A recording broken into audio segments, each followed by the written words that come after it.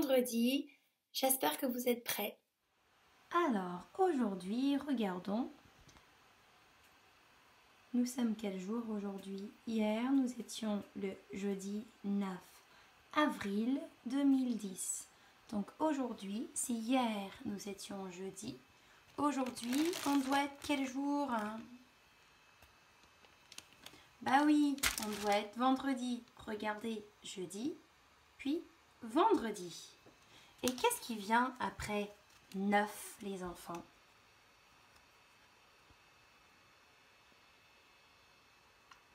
« 10. Alors, quand on arrive à 10, regardez, le 9, on a un chiffre. 10, c'est 2 chiffres. Parce qu'on a combien de dizaines dans le nombre 10? On a une dizaine et 0 unité. Et ça fait 10. Si aujourd'hui nous sommes vendredi, ça veut dire que demain, nous serons quel jour? Oui, après vendredi vient samedi. Regardez, samedi, ça veut dire qu'on n'aura pas classe à la maison demain. Donc aujourd'hui, nous sommes vendredi 10 avril 2020. Nous allons les dire ensemble une fois de plus. Aujourd'hui, nous sommes vendredi 10 avril 2020. Très très bien. Maintenant, nous regardons ensemble chaque jour compte. Hier, nous avions fait 116 jours à l'école. 116 jours, c'est une centaine qui fait 100, une dizaine qui fait 10 et 6 unités qui font 6. Ok? Aujourd'hui, j'ajoute un jour à 6, ça me donne 6 plus 1, ça me donne quoi? Bah oui, ça me donne 7 bien évidemment.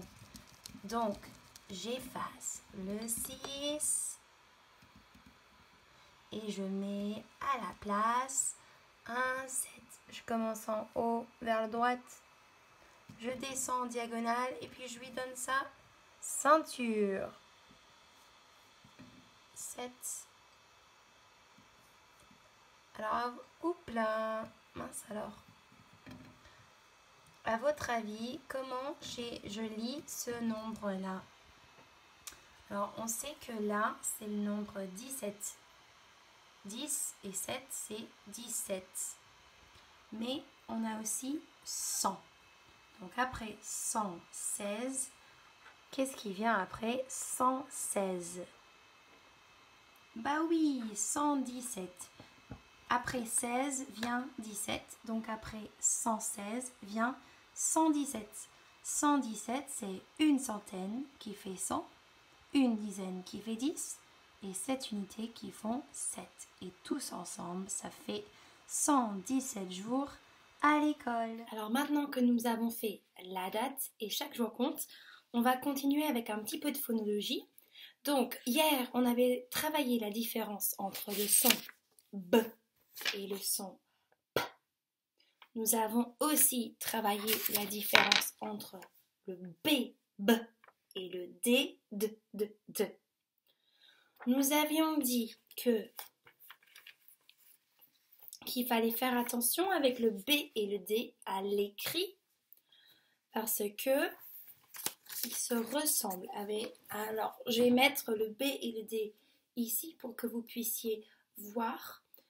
Le B, B, nous avons dit que, non, je vais chercher mon modèle comme ça, que le B, nous avons d'abord la barre et puis le ventre, la barre, barre d'abord. Alors que le D, on a d'abord le rond et ensuite la barre. D'accord? On va essayer de combiner notre B une petite dernière fois avec nos voyelles. Sauf que je vais aussi mélanger les D et les P. Et on va voir si vous pouvez faire. Donc, Je mets mes consonnes ici. Je prends mes voyelles qui sont quelle couleur? Mais oui, mes voyelles sont jaunes, sauf mes sons voyelles qui ont besoin de 2 voyelles. Et eux, ils sont roses. D'accord? Ces sons-là, comme le OU, c'est le seul que nous avons appris pour le moment. On va en apprendre d'autres. Après les vacances, pas avant. Donc, je vais mettre une consonne avec une voyelle. Je vais vous montrer. Vous allez avoir 2 secondes pour répondre et puis je vais vous donner la réponse et vous allez voir si vous avez correct. Je vais vous en donner 10 des exemples. Si vous avez au moins 7 sur 10, bravo. Ok? Allez, on y va. Je mélange bien toutes mes voyelles et on y va.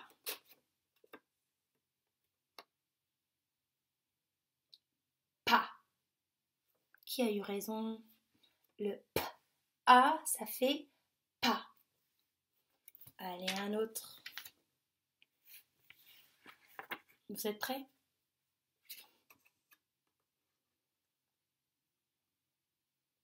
Bu. B. U. Bu. Vous avez eu raison? Si oui, bravo. Sinon, c'est pas grave, on en fera d'autres. Ok.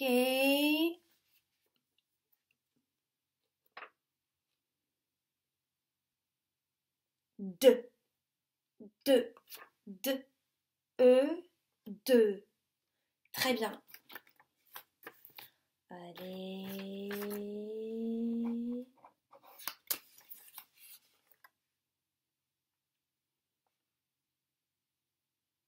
Po. P. O. Po. Ça fait 4 pour le moment que je vous ai donné. Allez, 4 pour le moment. Voici un petit 5e.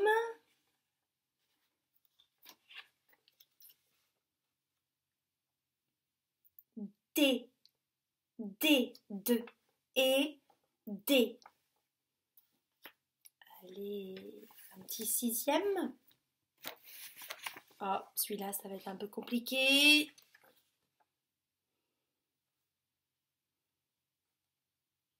Bou. Bou. B. Ou. Bou. Très bien. Allez, un petit 7e.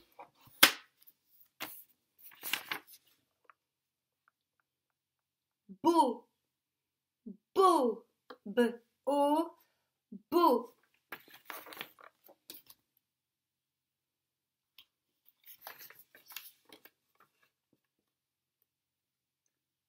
Peu. P. E. Peu. Allez, ça en fait 8. Il y en a 2 qui restent.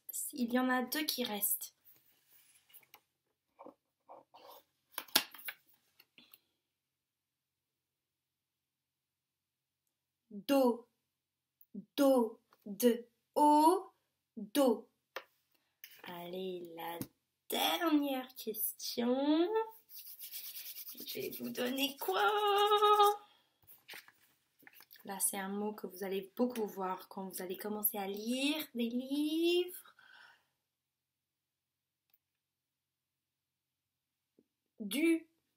De. U. Du. Bon, vous pouvez compter combien vous avez eu et sinon, vous pouvez refaire pour voir si vous faites mieux une deuxième fois. Je vous dis bravo, c'est notre dernière journée sur le B. Donc, je vais vous montrer sur mon écran une petite fiche. Alors, je ne vais pas vous donner cette fiche à faire à la maison. On va la faire ensemble, comme nous faisons en classe. Et je vais vous donner un autre travail aujourd'hui. Donc, je change d'écran et on va regarder mon écran pour faire ce deuxième travail. Allez, on y va. Et regardons cette feuille. Alors, c'est une fiche que nous faisons,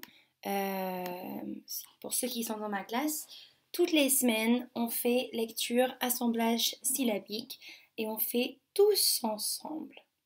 Donc, là, cette premier exercice, ça dit coche la case qui correspond à la syllabe où tu entends b, b. Ça veut dire simplement qu'on va voir des mots baignoire, bouteille, crabe, robinet, ok? Et on va devoir dire dans quelle syllabe on entend le son b, b, ok? Dans le mot baignoire, où est-ce qu'on entend le b? Au début, au milieu ou à la fin? Baignoire. Baignoire. Oui, au début. Donc je vais cocher ici. On regarde. Ah, c'est pas bouteille.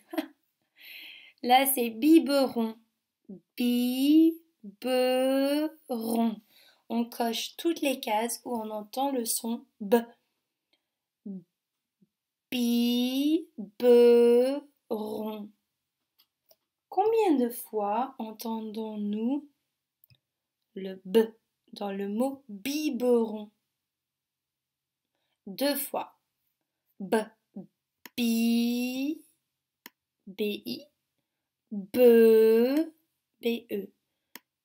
Rond. Biberon. Très bien. Alors nous les enfants, le mot crabe, d'habitude quand on scinde les syllabes, quand on compte les syllabes, on va dire en maternelle que le mot crabe, c'est crabe. Une syllabe. Mais là, on va penser un peu différemment parce que quand on écrit, on ne va pas couper les syllabes de la même façon. Alors c'est très simple, c'est juste une différence. Quand on dit à l'oral le mot crabe, on va dire crabe. Quand on l'écrit, on va dire crabe. D'accord? Ça va nous aider à l'écrire. Donc c'est pour ça qu'il y a 2 cases ici au lieu de une case. Donc ce mot crabe, à l'écrit, on va dire qu'il est un mot à 2 syllabes. Où est-ce qu'on entend le b? Au début ou à la fin? Crabe. Crabe. Oui, à la fin. Crabe. Ici. Et le dernier mot, c'est le mot robinet. Robinet. Il y a 3 syllabes dans ce mot. Robinet. Où est-ce qu'on entend le son B? Au début, au milieu ou à la fin? Robinet. Non. Bi. Robinet. Très bien. On descend. Et là, ça va être un peu compliqué parce que moi, je vais écrire avec ma souris sur mon écran. Donc, je ne vais pas écrire en attaché, je vais écrire en lettres bâton. Ça sera plus facile. Donc, écris la syllabe que tu entends au début de chaque mot. Donc, on va dire la première syllabe de chaque mot et on va essayer de l'écrire. Donc là, vous savez ce que c'est. Qu'est-ce que c'est? Banane. Comment est-ce qu'on peut écrire la syllabe ba dans le mot banane? B-A, ba. Banane. B.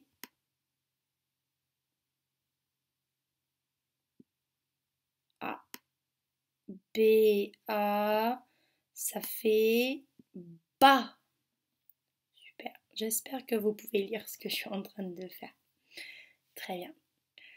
Maintenant, on regarde le deuxième mot. Bonnet. Bonnet. Bonnet. Comment est-ce que je peux écrire la syllabe beau dans le mot bonnet? Vous avez trouvé? Beau, c'est B-O. Beau. B. O. Beau. Super. Alors là, qu'est-ce que c'est? C'est une bûche. Bûche. Comment je peux écrire la syllabe bu dans le mot bûche? Bu. Bu. On entend le B en premier et ensuite bu, u, on entend le U et B et U, ça fait bu. Très bien. Là, on voit, qu'est-ce qu'on voit? Un bouquet de fleurs. Bouquet. Comment peut-on écrire la syllabe bou? Alors là, c'est compliqué. Mais je suis sûre qu'il y en a qui vont connaître la réponse. Bouquet. B. Ou. Alors, B, on sait que c'est le B. B. Et comment est-ce qu'on fait le son ou? Ou. Il nous faut 2 voyelles pour faire ce son. Le O et le oui, le U qui vont se marier pour faire le son ou, B, ou, bou, bouquet.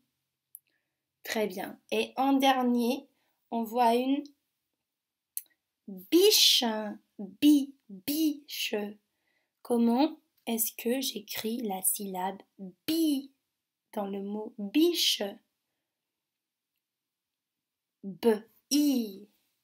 Oui, c'est la lettre B suivie par la lettre I et ensemble, ces 2 lettres vont dire bi.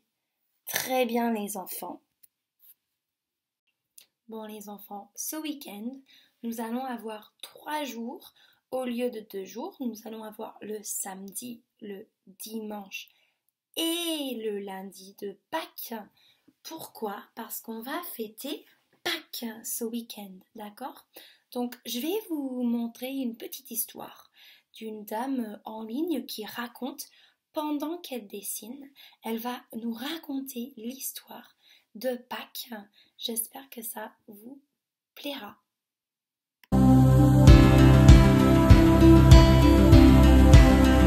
Il y a une grande fête qui se prépare à Jérusalem. C'est la fête de la Pâque. Pour se souvenir qu'autrefois, dans un temps très très ancien, les gens du peuple d'Israël sont sortis d'Égypte avec une grande victoire. Et bien c'est ça la fête de la Pâque. Et Jésus, lui aussi, vient à Jérusalem pour la fête de la Pâque. Mais le voilà Jésus. Regarde, il est assis sur un âne. Alors il y a une foule de gens, il y a beaucoup de gens qui sont venus pour la fête, mais il y a aussi tous les gens qui étaient là quand Jésus a ressuscité Lazare. Et il demande, c'est qui Jésus là? C'est celui qui a ressuscité Lazare. Hurrah, vive Jésus! Et les gens commencent à affluer, ils commencent à applaudir. Et puis, ils sont tellement contents qu'ils enlèvent leur manteau, le mettent par terre pour faire un grand tapis. Et puis, ils arrachent les branches des arbres et ils les secouent et ils crient « Vive Jésus! Hurrah! Bravo !» Mais derrière, ceux qui ne sont pas très contents, c'est les pharisiens toujours. Ils discutent entre eux. Vous avez vu? Voilà de nouveau Jésus. Tout le monde le suit. On va avoir des histoires avec les Romains. Alors, ils sont allés trouver les Romains pour leur dire, écoutez, cette fois-ci, c'est fini avec Jésus. On en a marre. Mais 2-3 jours sont passés. Jésus et ses amis ont commencé à faire la fête. Ils ont mangé ensemble. Et puis, ils sont partis dans un jardin où ils avaient l'habitude de se retrouver. Et là, un ami de Jésus, Judas, est allé prévenir les pharisiens en disant « Il est là, allez l'attraper !» Et c'est comme ça que Jésus a été attrapé. Il a été arrêté.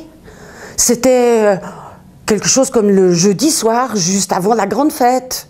On l'a amené chez les Romains. Les Romains ont dit, mais on peut rien lui reprocher. Si, il se fait le fils de Dieu, c'est pas normal, c'est un menteur. Alors, comme les Romains voulaient pas trop d'histoire avec les gens, eh bien, ils ont décidé de tuer Jésus. Ils l'ont cloué sur une croix, c'est quelque chose d'horrible. En plus de ça, en général, ceux qu'on attrapait, qu'on clouait sur les croix, c'était soit des terroristes, soit des esclaves qui s'étaient enfuis. Mais pas Jésus, quand même, c'est pas normal. À midi, il y a eu un tremblement de terre. Et le soir, Jésus était mort. Mais mort, vraiment mort. Un de ses amis secrets, a demandé à prendre Jésus pour l'enterrer. Il avait justement une grotte où on pouvait mettre un mort. Et il l'a mis dans sa grotte. Devant la grotte, on roule une énorme pierre. Alors les pharisiens sont allés voir les Romains en disant « Mais tu sais ce qu'il raconte, ce menteur de Jésus, qu'au bout de 3 jours, il va sortir vivant. Ce qui va se passer, c'est que ses amis vont venir, ils vont le voler, et puis après, ils vont dire « Il est vivant, il est vivant !» Alors les Romains ont dit « Bon, ce qu'on va faire, on va mettre des soldats devant la grotte. » La nuit est tombée, les soldats sont restés. Un jour a passé, et le dimanche matin, au lever du jour, voilà de nouveau la terre qui tremble, et la pierre qui se roule. Et assis sur la pierre, un personnage, mais hyper brillant, un ange, comme un ange, quoi. Les soldats se sont dépêchés de filer comme des voleurs. Pendant ce temps-là, justement, de bonne heure le matin, 2 amis de Jésus qui ne savaient pas du tout ça, ils ne savaient pas que la pierre était roulée, ils ne savaient pas qu'un ange était apparu. Elle venait vers la caverne, vers le tombeau, avec des herbes, avec des parfums, parce que c'est comme ça qu'on faisait, pour mettre autour de Jésus. Puis en venant, elle discutait en chemin en disant « Mais comment on va faire pour rouler cette pierre? Elle est énorme, il faudra bien que quelqu'un nous donne un coup de main. » Elles arrivent là devant, et la pierre est roulée. Alors, elle rentre, elle regarde à droite, regarde à gauche. Il n'y a personne. Ah si, un ange. Moi, je suis sûre que l'ange était en train de sourire. Il leur dit, qu'est-ce que vous faites là? Mais on est venu apporter du parfum pour Jésus. Mais Jésus n'est pas là. Il est vivant. Vivant? Mais il vous l'avait dit. Alors Jésus est vivant, c'est vrai. Alors elles sont parties en courant, mais à toute vitesse, jusqu'à la maison des disciples. Elles ont tapé à la porte. Vous savez quoi? Jésus est vivant, c'est un ange qui nous l'a dit. Mais les disciples, ils étaient là, assis, tout tristes. Mais ils se sont dit, mais ça va pas. Elles ont perdu la tête, ces femmes. C'est du n'importe quoi. Ils les ont pas cru. Pourtant, Jésus les avait prévenus. Eh bien, ils n'ont pas cru.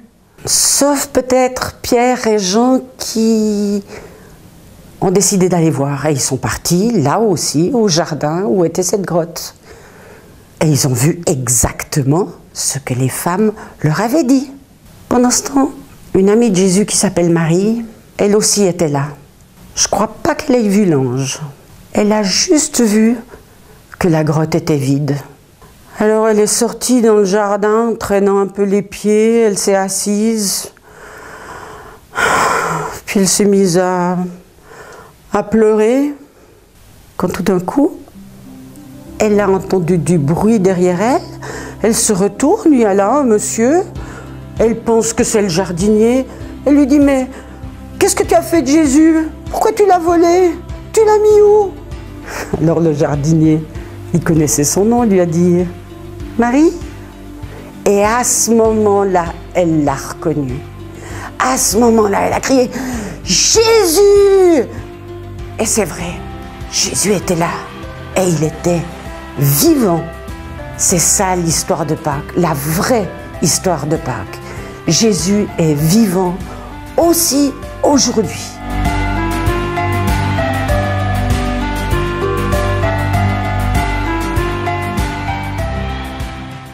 Pour fêter Pâques avec vous de notre manière à l'école, je vais vous proposer une fiche, la chasse aux cocos de Pâques, où il faut trouver où sont cachés les cocos à l'aide du code secret. Donc, en fait, le code secret, chaque lettre va avoir un dessin qui va avec. Et puis, vous allez devoir écrire les lettres dans les bonnes cases. Je vais vous montrer. Je tourne mon appareil pour que vous puissiez voir. On y go. Regardons ensemble votre travail en français pour Pâques. Alors là, c'est le prénom qui va ici. Ça dit la chasse aux cocos de Pâques. Trouve où sont cachés les cocos à l'aide du code secret. Dessine les cocos au bon endroit sur le dessin. Donc là, ça nous dit code secret et chaque lettre est associée à un petit dessin. Donc le A, par exemple, c'est des oreilles de lapin. Le B, ballon. Le I, c'est un cœur. Le D, c'est une tête de lapin. Le R, c'est une couronne de roi. Et ainsi de suite. Chaque lettre a une image associée. Donc nous, maintenant, on va regarder et il y a un message qui est écrit, mais c'est en code secret. Donc il va falloir qu'on trouve le message en regardant le code. Donc là, j'ai une tête de lapin. Est-ce que vous voyez sur notre code secret une tête de lapin? Mais oui, c'est ici. Et c'est quelle lettre ici? La lettre, si je connais pas, je peux faire dans l'ordre. A, B, C, D. Donc ici, en dessous de la tête de lapin, je vais écrire la lettre D. Maintenant, les oreilles du lapin sont associées avec quelle lettre? Regardez, c'est le A. Alors pour ceux qui n'ont pas d'imprimante, vous pouvez faire ça sur votre écran. C'est possible. Vous allez regarder votre écran et puis vous allez écrire sur une feuille à part. Alors là, c'est une forme, regardons, qui a 1, 2, 3, 4, 5, 6 côtés et c'est noir. Est-ce que vous voyez une forme à 6 côtés qui est noire? Ah, moi je le vois ici.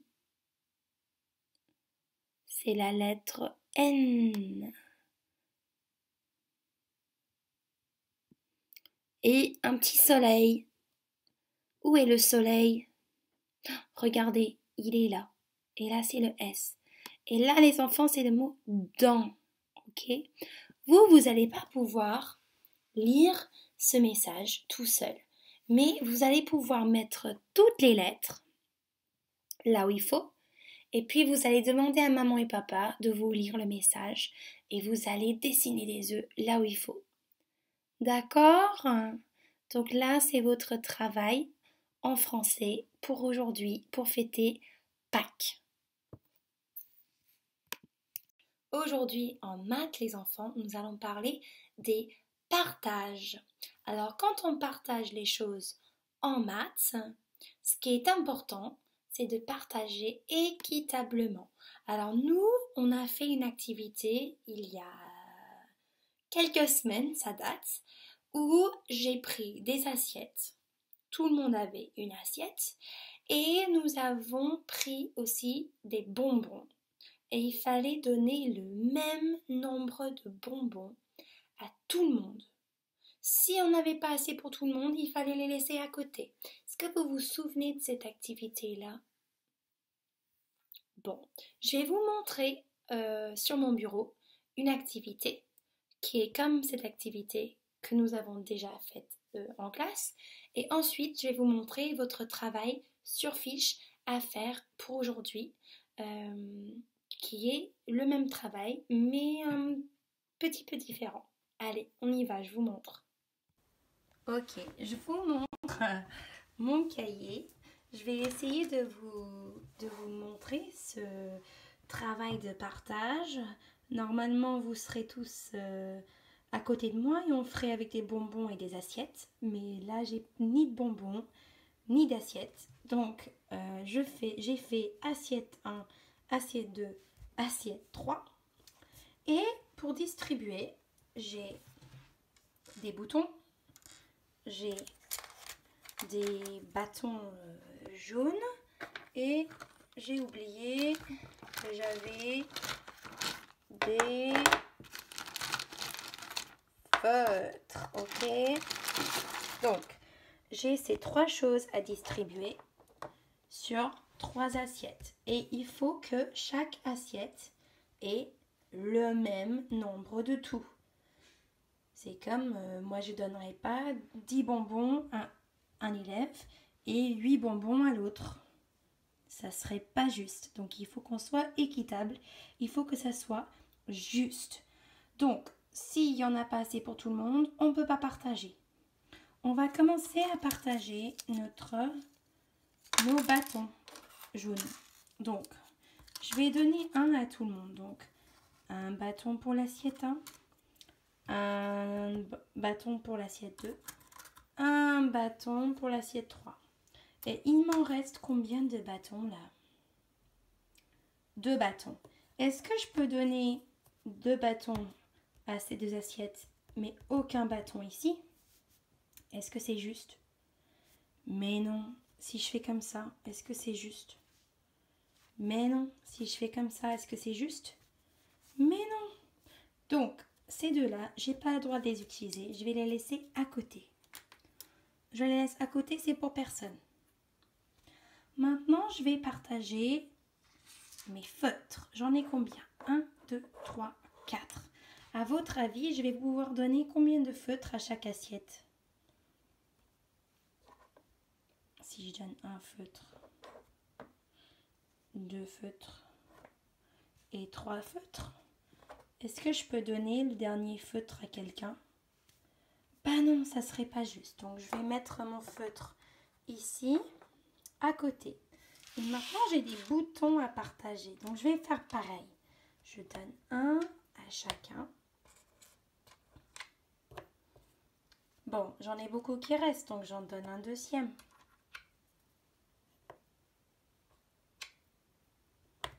Tout le monde a 2 boutons. Je pense que je peux en donner un troisième à tout le monde. 3 boutons. 3 boutons. 3 boutons.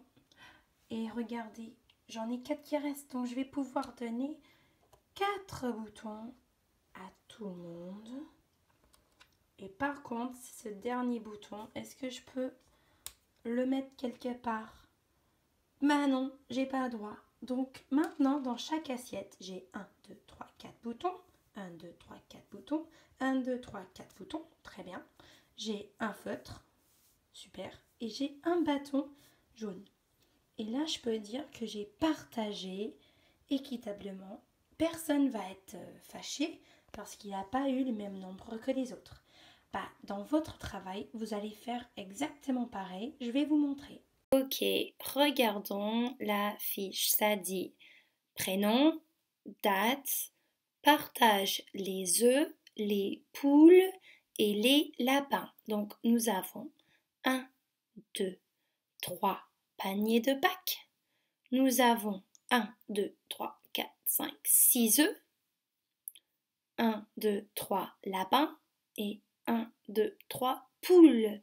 Pour ceux qui n'ont pas d'imprimante, vous pouvez faire ça comme moi j'ai fait avec des assiettes ou avec des assiettes dessinées, ou peut-être vous avez des paniers chez vous et avec des objets. D'accord? C'est tout à fait possible de faire ça sans fiche. Vous allez essayer de partager équitablement. Donc, je n'ai pas le droit de donner 2 lapins à un panier et un lapin à l'autre. Je n'ai pas le droit. Si je mets un objet dans un panier, il faut que j'en mette un dans tous les paniers. Bon, ça sera à vous de terminer cette activité.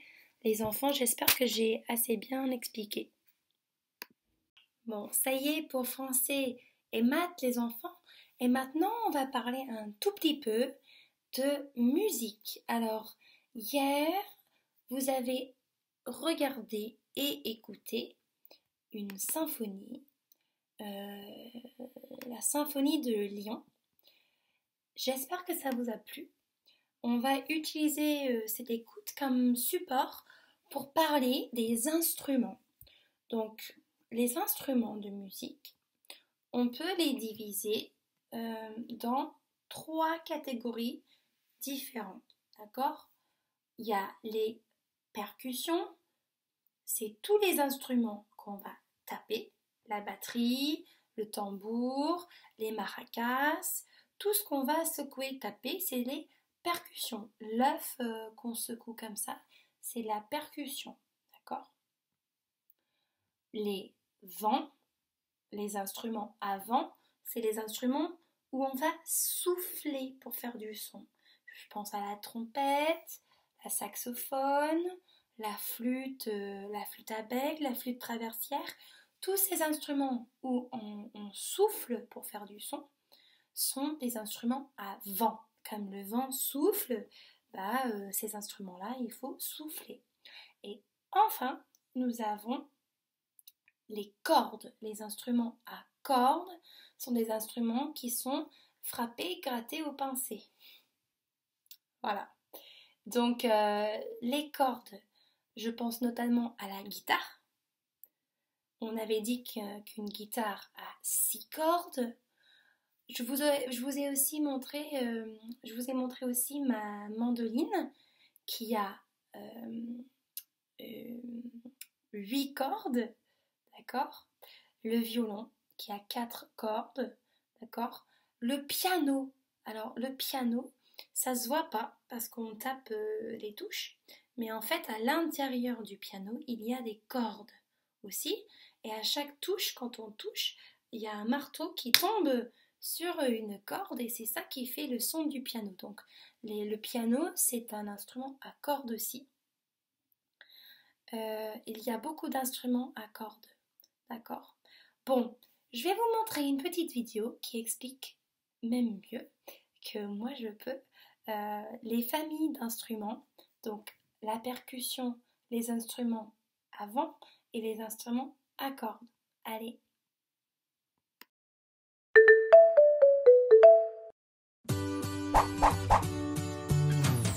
Bonjour les amis, aujourd'hui je vais t'apprendre les instruments musicaux à cordes. Tu veux en savoir plus sur eux? Les instruments de cette famille ont différentes cordes. En les jouant, des notes musicales différentes sonnent. Tu veux connaître quelques instruments à cordes? Allons-y! La guitare est un instrument à 6 cordes. Elle s'utilise beaucoup dans la musique flamenco. Ça, c'est son son.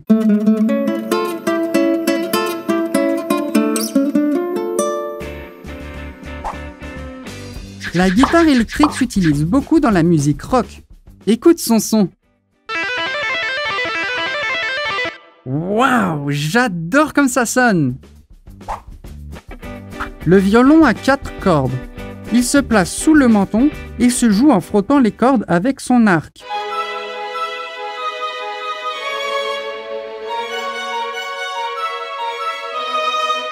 Tu as entendu son son? C'est très calme et agréable. Le violoncelle est un instrument de la famille du violon et il se joue aussi avec l'arc. Tu veux l'écouter?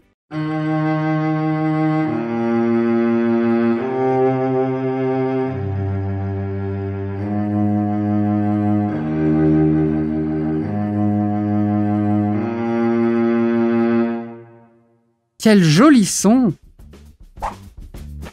Le ukulélé est une petite guitare avec 4 cordes. À Hawaï, il se joue pour accompagner la danse du hula. Tu sais quel est son son?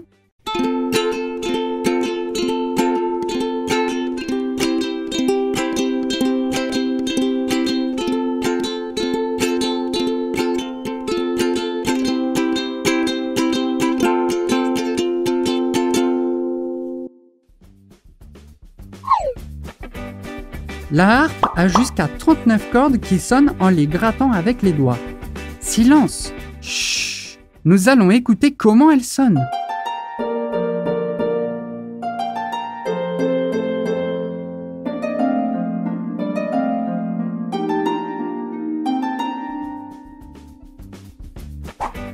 Le piano est une exception. À l'intérieur, il a 230 cordes qui se frappent avec un petit marteau en appuyant sur les touches. C'est l'un des instruments les plus importants et il est aussi à percussion.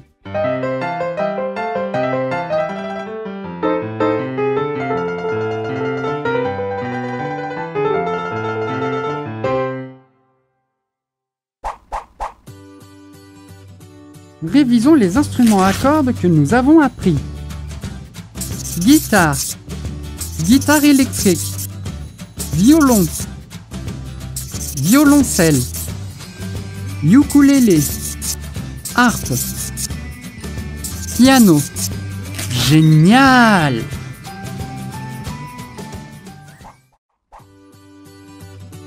Bonjour les amis, aujourd'hui je vais t'apprendre les instruments musicaux à vent.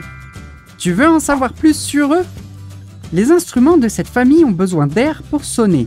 Il y en a 2 types, ceux qui sont construits en bois et ceux qui sont construits en métal. Maintenant, je vais te montrer lesquels ce sont. La flûte traversière est un instrument qui peut être fait d'or ou d'argent. Autrefois, elle se construisait avec du bois et donc appartenait à la famille des bois. Ça, c'est son son.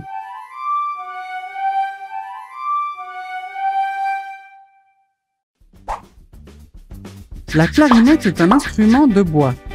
Tu savais qu'on l'utilise beaucoup dans la musique jazz?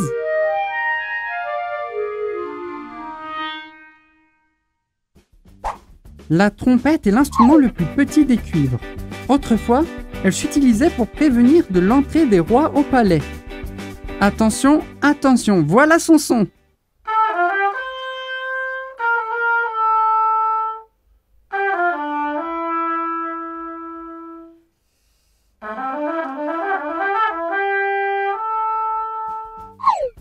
Le saxophone est un instrument de bois. Il s'utilise dans le jazz pour son son décontracté. Écoute son son.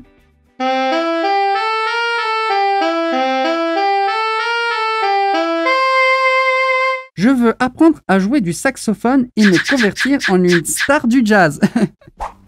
Le trombone est un instrument de bois. Pour changer de note, il a une coulisse qui bouge vers l'avant et vers l'arrière.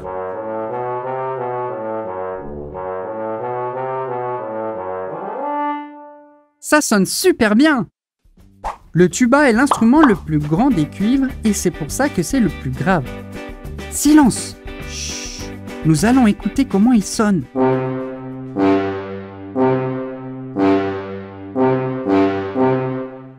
Ça a très bien sonné! Révisons les instruments à vent que nous avons appris.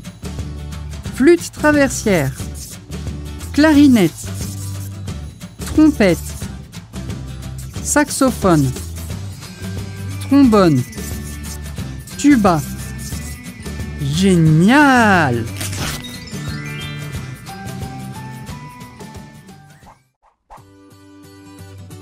Bonjour les amis, aujourd'hui je vais t'apprendre les instruments musicaux de percussion.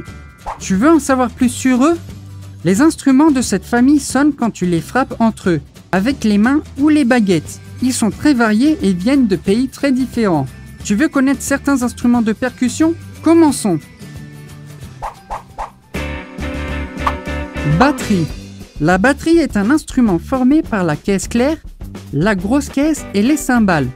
Elle s'utilise beaucoup dans la musique rock.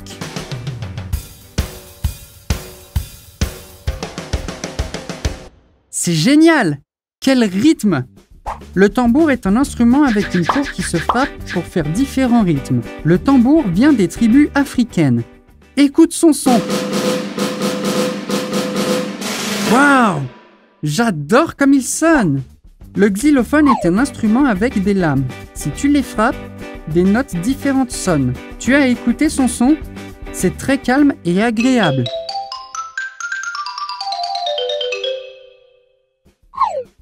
Les cymbales sont deux cercles de métal plat qui sonnent en les frappant l'un contre l'autre. Chut! Maintenant, nous allons écouter son son. Bravo!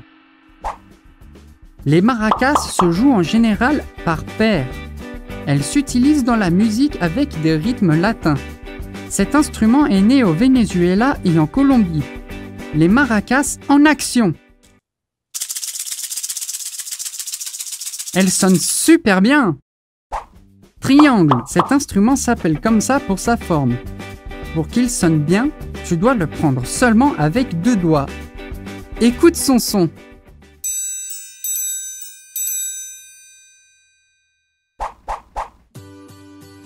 Révisons les instruments de percussion que nous avons appris. Batterie, tambour, xylophone, cymbale, maracas, triangle. Génial! Bon, ça y est, on est rendu à la fin de la vidéo. Il nous reste simplement l'écriture que je mettrai à la fin de la vidéo. Pour rappeler, nous avons aujourd'hui l'affiche avec le code secret